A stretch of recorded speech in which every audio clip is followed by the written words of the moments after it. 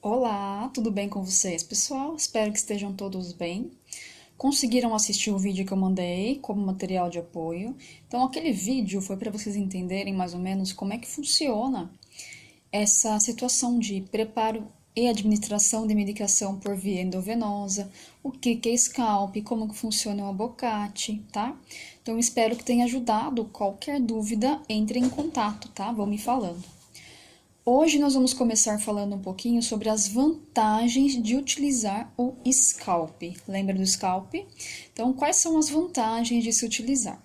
Uma das primeiras vantagens é que ele tem a base dobrável, né? Então, aonde fica a borboletinha do catéter, ela é dobrável. Qual que é a vantagem nisso? É que permite uma fácil introdução na hora da punção. Então, para vocês segurarem, depois vocês vão perceber na prática, que facilita segurar ali pela dobra, né? Que permite essa flexibilidade na hora de puncionar uma veia. Então, essa é uma das vantagens, tá? A ausência de canhão, lembram o que é canhão? Não sei se vocês vão lembrar, né? Indiferentemente da aplicação direta na injeção, tem aquele canhão, né? Que é grosso da seringa, né? Que é onde a gente aspira a medicação e fica o canhão grosso. Aquele canhão, ele permite uma introdução com uma angulação muito grande, né? Porque ele vai acabar entrando em contato, não vai deixar entrar em contato com a pele, então a angulação vai ficar muito grande.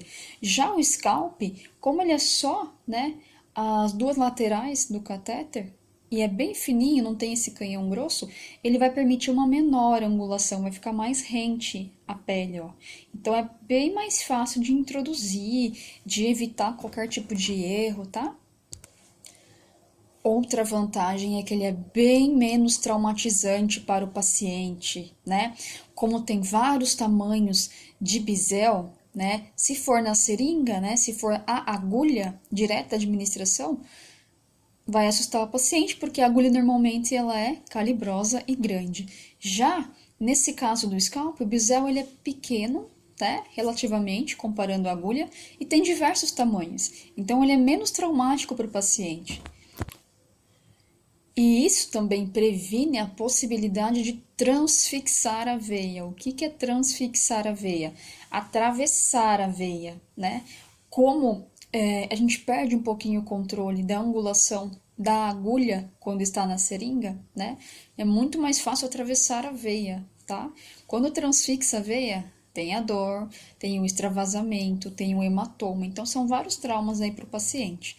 E assim que for introduzido, o scalp ele vai ser aberto, as laterais vão ficar planas, né?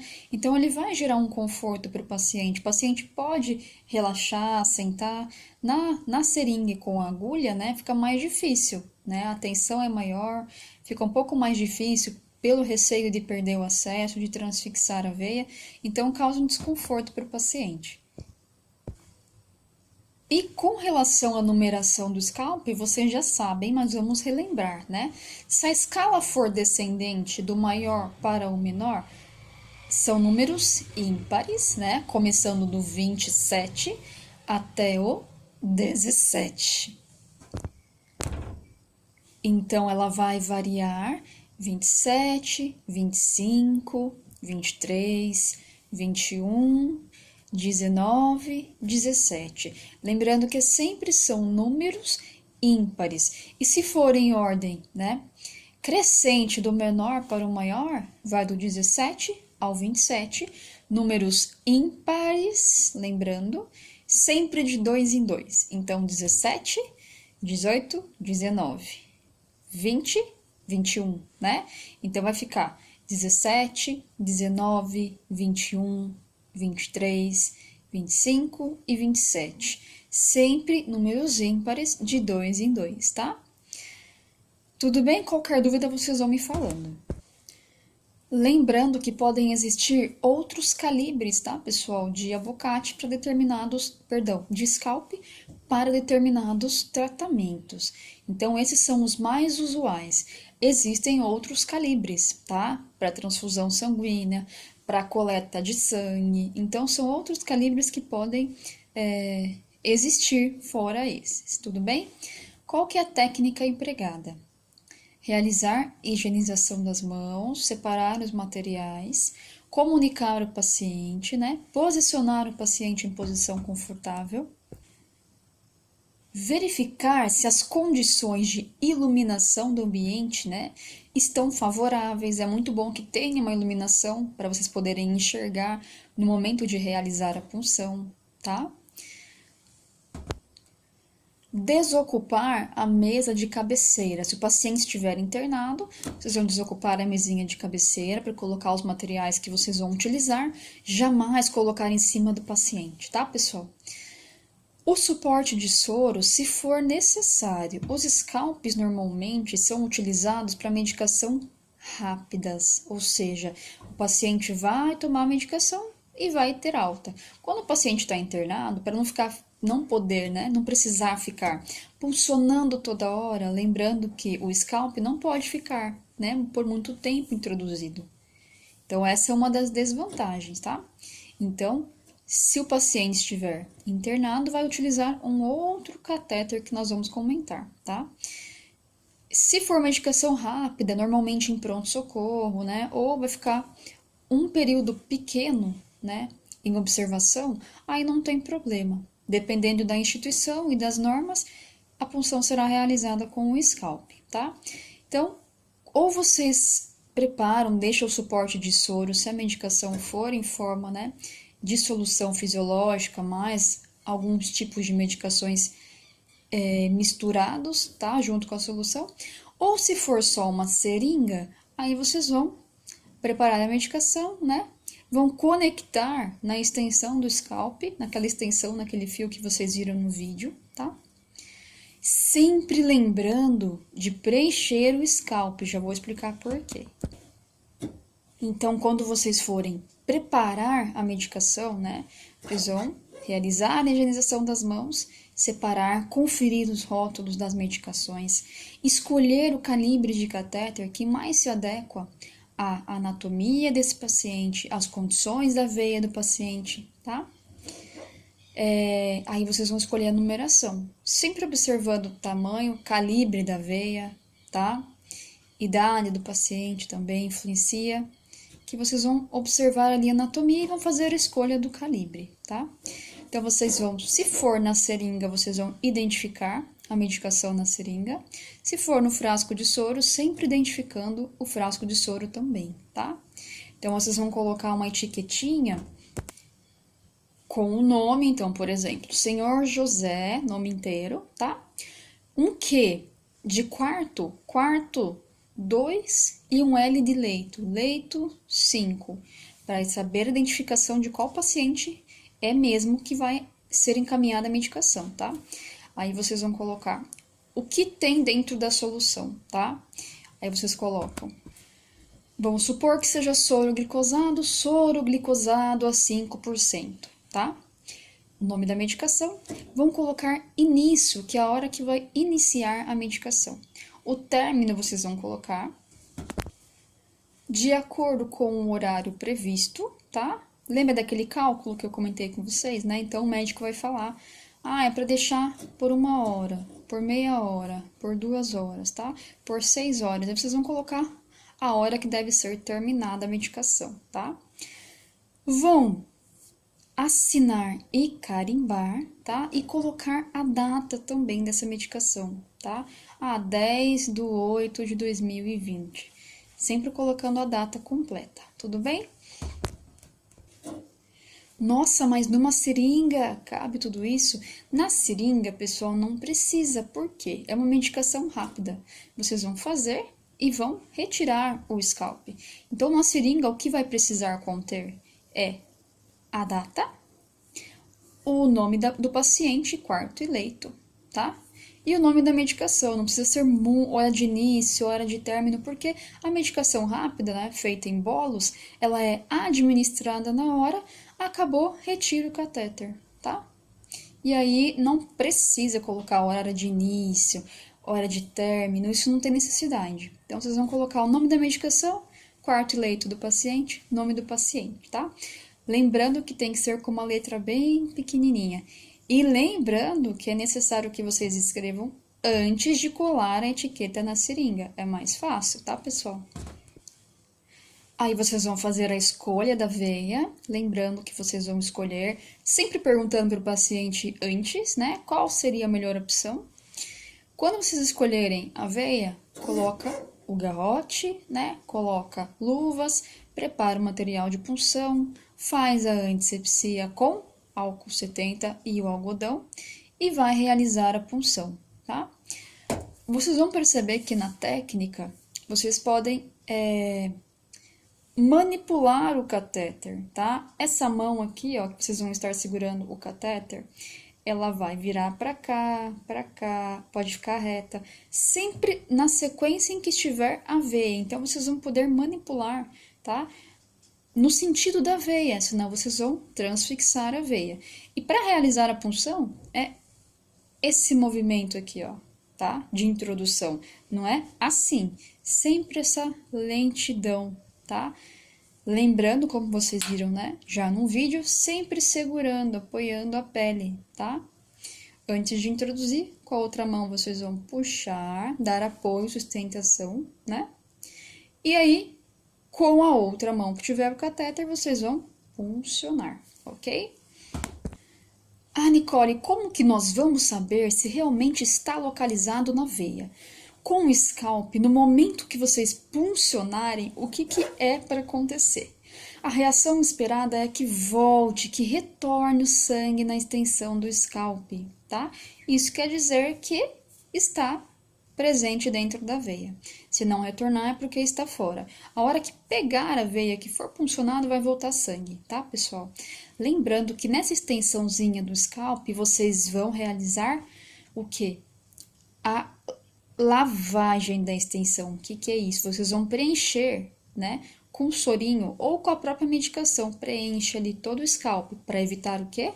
Embolia gasosa, né, que entre ar dentro da veia do paciente. Jamais administrar com com aquela extensão cheia de ar, né, ou seja, vazia, tá, pessoal? Por favor, não se esqueçam de preencher, tá? Até o final do scalp. Assim que vocês puncionarem, aí vocês vão poder pedir para o paciente já abrir a mão devagar, porque ele vai estar com a mão fechada, né, na hora da punção. Abre devagar, aí vocês vão soltar o garrote. Se a medicação for rápida, vocês vão ficar segurando mesmo ali, tá? Nas laterais do scalp e administrando com a seringa pela outra mão. Devagar, sempre perguntando para o paciente, tudo bem? Tá sentindo alguma coisa? Tá doendo? Sempre retornando também um pouquinho a seringa, né, o êmbolo, para ver se vai voltar sangue, que quer dizer que está dentro da veia, tá? Nunca rápido, só se for uma prescrição, uma emergência, mas caso contrário, sempre devagar, para ir observando se o paciente vai ter alguma reação medicamentosa, tá? Se for num soro, né, num frasco de soro que vai ser infundido, vai demorar um pouco mais de tempo, aí procede a fixação, tá? Com o micropor vocês vão fixar a veia. Então, vocês vão segurar, né? Eu aconselho que vocês deixem já cortado esse micropor, tá? Então, deixa cortadinho, pega, coloca em cima do scalp, tá? E orienta o paciente para não fazer movimentos. Então, por exemplo, o melhor local para fazer a punção com o scalp é na mão, tá? Porque não vai interferir tanto na articulação. Quando faz nessa região, nessa dobra, né, no braço, o que acontece? O paciente não pode mexer no cabelo, não pode tirar o cisco do olho, tá? Não pode bocejar com esse braço, usando esse mesmo membro que tá o scalp, porque não pode dobrar, porque tem agulha, esse catéter é rígido, tá? Então, não se esqueçam de orientar o paciente a não movimentar esse membro, tá? Se estiver na mão, ainda tudo bem, tá? Menos pior, porque não vai interferir tanto nessas movimentações aqui, tá? O paciente, às vezes, quando a gente punciona o paciente, ele já fala, ai, queria ir no banheiro, tá? Então, assim, quanto menos se movimentar, melhor, menos chance de perder o acesso. Então, para prevenir esse tipo de coisa, pergunta para o paciente. Precisa ir ao banheiro antes, tá com vontade de fazer xixi, né? Se ele tiver, ele já vai antes de vocês fazerem a punção. É muito mais viável, tá? Vão por mim, que é muito mais prático o paciente ir ao banheiro antes, tá? Depois da fixação, vocês vão deixar o paciente na posição confortável, vão ficar observando se haverá alguma reação, tá? Orientem, olha, qualquer tipo de reação, de sensação diferente, é só me chamar, tá? Ou apertar a campainha. Aí vocês vão descartar os materiais que foram utilizados, tá? Retirar as luvas, jogar no lixo branco, tá? E vão higienizar as mãos e fazer a anotação de enfermagem. Então, puncionado, membro inferior direito, administrado, item tal da prescrição. Assina e carimba, tá? Então, essas são as orientações. Algumas notas para vocês se atentarem durante esse manuseio com o scalp. Se por acaso houver algum tipo de obstrução, vocês começarem a observar ali que parou de pingar o soro, tá? Que não está indo mais a medicação. O que pode ser? Se houver edema, tá? Tiver um edema, estiver vermelho, quente, o paciente referindo dor, o que está acontecendo? Está fora da veia. Nesse caso, vai precisar retirar o catéter e puncionar uma outra veia, tá? Se parar e estiver ainda dentro da veia, o que pode ser? Um coágulo que formou ali, tá, pessoal? Então, tem pacientes que têm a coagulação super rápida, né? O sangue mais viscoso. Então, formou esse coágulo. E agora, como proceder? Jamais empurrem esse coágulo para dentro da veia. Tentem aspirá-lo com uma seringa, tá?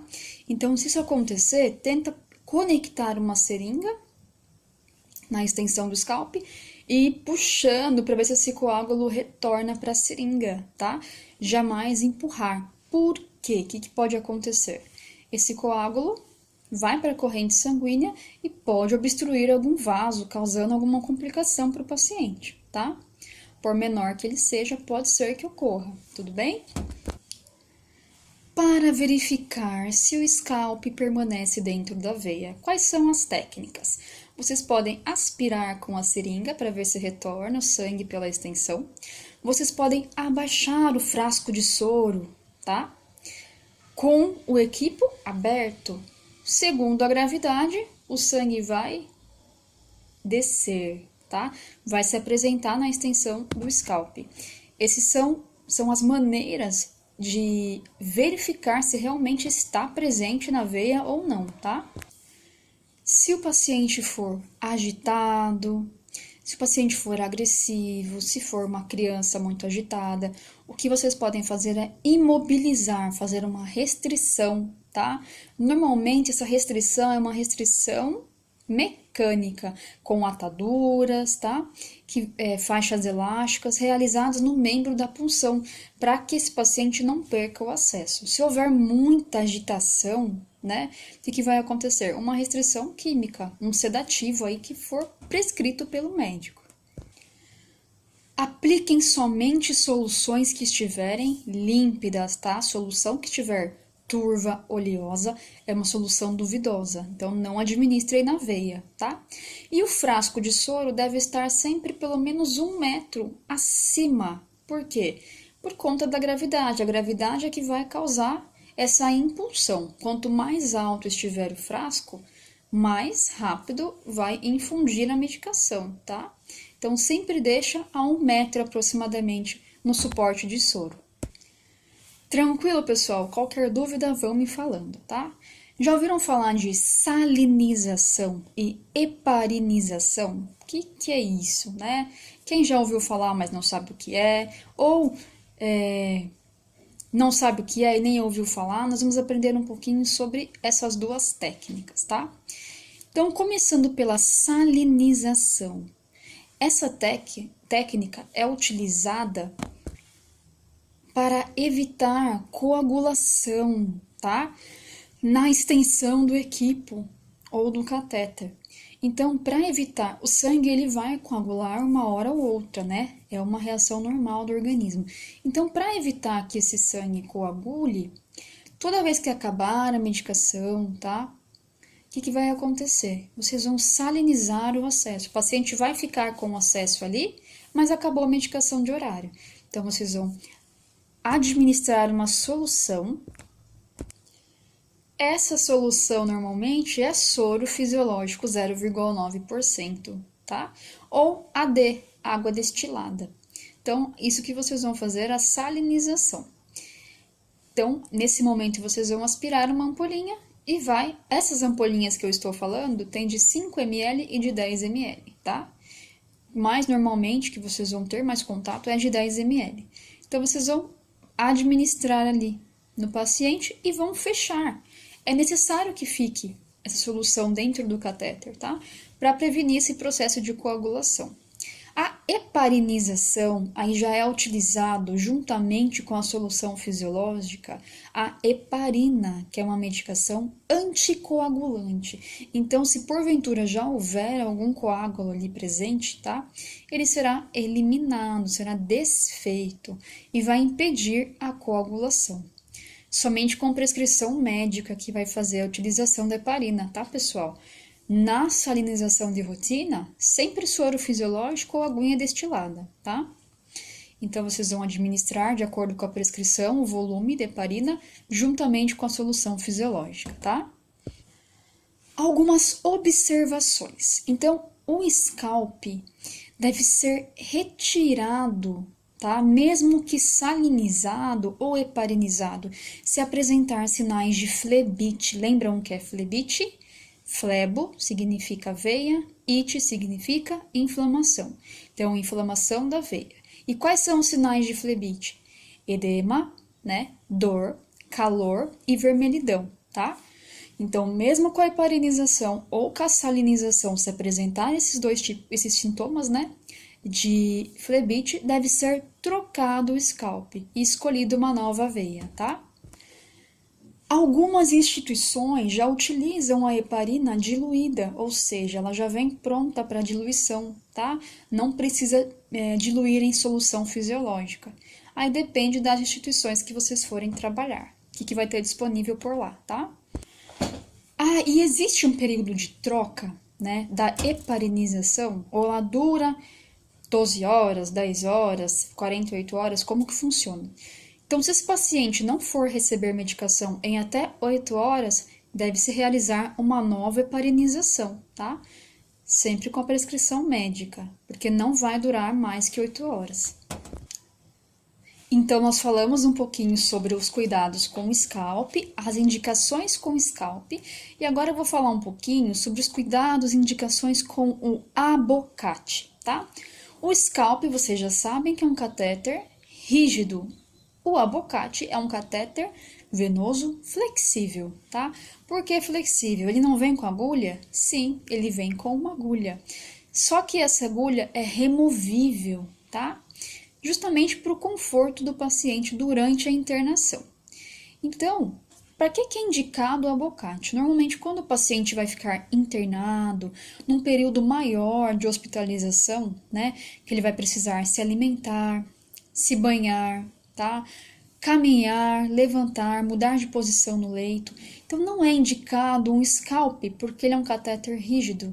Então, quando o paciente for tomar banho, for se movimentar, se alimentar, vai acabar perdendo esse acesso, tá? E limitando as atividades diárias dele. Agora, no catéter flexível, além da duração de permanência, é sempre maior do que o do scalp, ou seja, ele pode ficar até 48 horas ali, posicionado na veia do paciente, tá? Depois deve ser trocado. Então, ele dura bem mais do que o scalp. O scalp vai precisar sempre estar modificando, ele não pode ficar como um catéter de longa permanência, tá? Então, o abocate, já mostrei a numeração para vocês, então para a gente relembrar, né?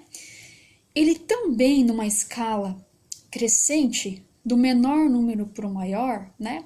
Ele vai em números pares, de 2 em 2 também, começando pelo 14 e terminando no 24, tá? Então, ele vai do 14, 16, 18, 20, 22 e 24. Quanto menor o número, maior o calibre e maior o tamanho da extensão. Quanto maior o número, menor o calibre e menor o tamanho da agulha, tá? Qual indicação? Os catéteres 14, 16, 18 são muito utilizados numa emergência, tá? Exames como utilização de contraste, né, durante um exame de imagem, uma punção cirúrgica, no momento de uma cirurgia, tá? Que necessita de um catéter PERV, ou seja, que seja muito difícil de perder esse acesso por algum motivo, tá? Que mantenha ali sempre o calibre pérvio aberto para poder receber a medicação. Na emergência é utilizado porque as medicações de emergência devem fazer efeito rápido e serem administradas numa quantidade maior. Então, quanto maior o calibre, mais medicação vai ser administrada, tá? Em casos de idosos, pacientes que fazem quimioterapia, já tem crianças, né? Já tem uma anatomia, né, venosa diferente, que requer algum tipo de atenção, de cuidado na escolha do abocate, tá? Então, normalmente, serão os abocates menores, 24, 22, tá? Não há necessidade de um calibre muito grande. Primeiro, porque a veia não sustenta, muitas vezes vai acabar perdendo, tá? Agora, se for uma emergência, de repente, e precisar de um calibre maior, pode ser que o médico opte por fazer um acesso que não seja periférico. Então, por exemplo, a punção da veia jugular, tá? Introdução de um intracate, que nós vamos entender o que é intracate na próxima aula. Então, pode ser que ele opte por outras alternativas de catéteres, tá? O abocate, vocês vão perceber que ele vem com agulha para auxiliar a punção. Sem agulha não dá para puncionar, tá? Não fica fácil a introdução dentro da veia, porque tem que transpassar a pele para poder chegar no vaso, né? Então, assim que ele é introduzido no paciente, na extensão da veia, o que vai acontecer? O que deve acontecer? Vai retornar um pouco de sangue e ficar visível para vocês. Isso quer dizer, ok, está dentro da veia.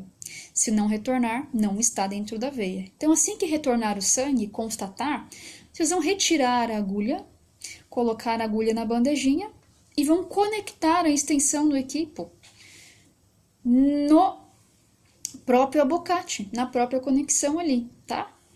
Inicialmente o soro vai estar clampeado, vai estar fechado. Quando vocês conectarem, o sangue vai começar a percorrer ali, né? Aí vocês já podem abrir a medicação. Logicamente, depois de fixar, tá? Assim que vocês puncionarem ali, já peguem um esparadrapo, né? Ou melhor, um micropor, que é mais utilizado, ou um dispositivo adesivo, de acordo com a disponibilidade da instituição, e coloquem no abocate. Sempre lembrando de identificar o horário que foi puncionado, a data, tá? E o nome de vocês. Conectando, vocês vão deixar a medicação fluir, tá? Como que vai ter certeza se vai continuar na veia ou não? Sempre observando se há sinais de edema, tá? Vermelhidão, dor, ardor. E para conferir se realmente está na veia, é só abaixar o frasco de soro que o sangue vai fluir pela extensão do equipo, tá? Essas são as maneiras de constatar que realmente está dentro da veia. Lembrando que no caso do abocate, ele é utilizado somente para frascos de soro com extensão de equipo. Não é indicado conectar ali a seringa para fazer medicação, tá? Aí seria mais indicado o scalp, tudo bem? Então, esses são os cuidados que vocês deverão tomar com o scalp e com o abocate. O abocate, vocês vão perceber que vem em cores também diferentes, tá? A cor vai indicar mais ou menos o calibre, mas às vezes não é sempre a mesma cor. Então, sempre confiram, né? Atrás do rótulo do abocate tem lá o calibre, tá? Se é 14, se é 16, se é 20, 22, 24, tá? Sempre conferindo e escolhendo qual o melhor catéter de acordo com a anatomia, com a indicação, com a necessidade, com a medicação que será administrada, tá? Pessoal, por hoje nós ficaremos por aqui. Na próxima aula nós vamos falar sobre outros catéteres, tá? Que são utilizados também. Muito obrigada, qualquer dúvida estarei à disposição. Um beijo para vocês, gratidão, até a próxima aula.